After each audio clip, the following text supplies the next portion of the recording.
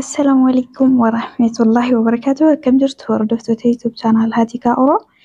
Ana dhufu bagana kan dhuftanii egaa hadhammoo odeeffannoo kan biraatiin walitti deebinee jirra. Akkuma jalqaba irratti argitan manoota gurguraa sadan tokko qabadhee isiniif dhufeetiin jira. Kanaaf haga viidiyoo keenya xumuraatti nu waliin turaa isiniin jenna. Asumaan immoo warri channel kanaaf haaraa taatan subscribe gochuudhaan maatii keenya ta'a. Viidiyoo kanallee share gochuudhaan hiriyoota keessan biraan ga'a. Akkasumas immoo laayikii tuquudhaan yaada qabdan koomentii jala nuuf kaa'uu hin dagatinaa. Yaadni keessan baay'ee waan na gargaaruuf yaada qabdan koomentii jala naaf kaa'aa jechuudha. Kanaaf manni ani jalqaba irratti qabadhee dhufe mana isin viidiyoo irratti argaa jirtan kanadha. Viidiyoo isaa ilaallee walitti deebina jechuudha gatiisa. Viidiyoon isaa kana fakkaata akkuma isin argaa jirtanu.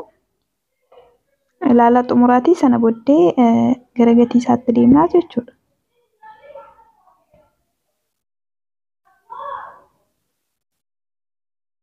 Egaa kana fakkaata akkuma isin argaa jirtanu isinitti tola jedhee yaada.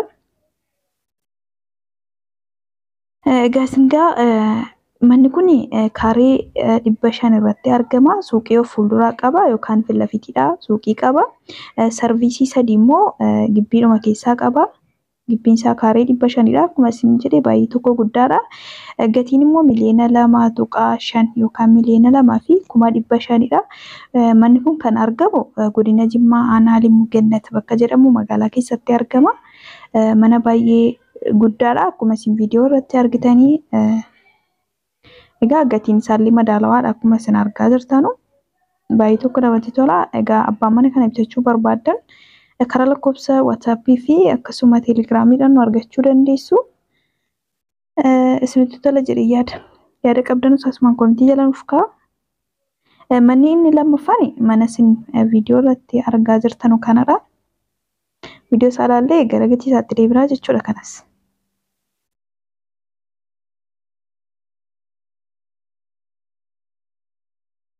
Kana fakkaata akkuma isin argaa jirtanu.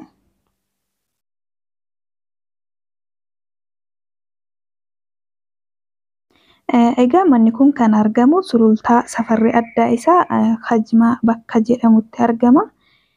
Manni kun kaaree 300 irratti argama. Seera qabeessa kaartaa pilaanii qaba.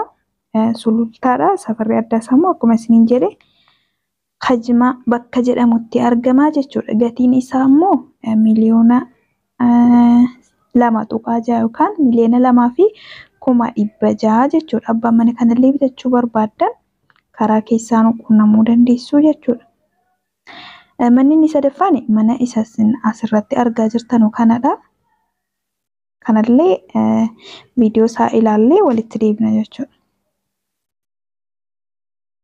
Manni isin argaa jirtanu kun mana guddaadha.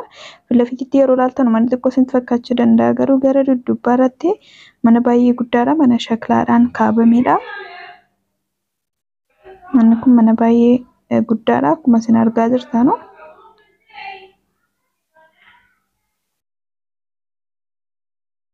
Kana fakkaata.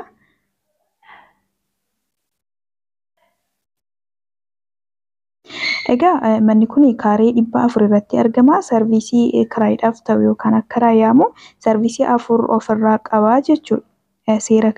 Seera qabeessadha.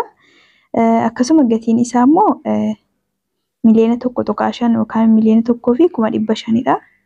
Abbaan kanallee bitachuu barbaaddan karaa keessaan nu dubbisuu dandeessu jechuudha. Kunillee kan argamu godina Jimmaa Aanaa Limmuu Gannat magaalaa keessatti argama. Abbaan kana bitachuu barbaaddan karaa keessaan nu dubbisuu dandeessu. Kanaaf karaa lakkoofsa WhatsAppii 99 kana irratti dawwaluudhaan nu argachuu dandeessu. Karaa lakkoofsa WhatsAppii fi Telegiraamiidhaan argachuu dandeessu. Dawwalaa abbaa carraa ta'a mana kanallee bitadhaa isiniin jedha. Aga viidiyoo keenya kan biraatiin walitti deebinutti yookaan aga odeeffannoo kan biraatiin walitti deebinutti nagaadhaan naaf turaa jechuudha. Nagaatti.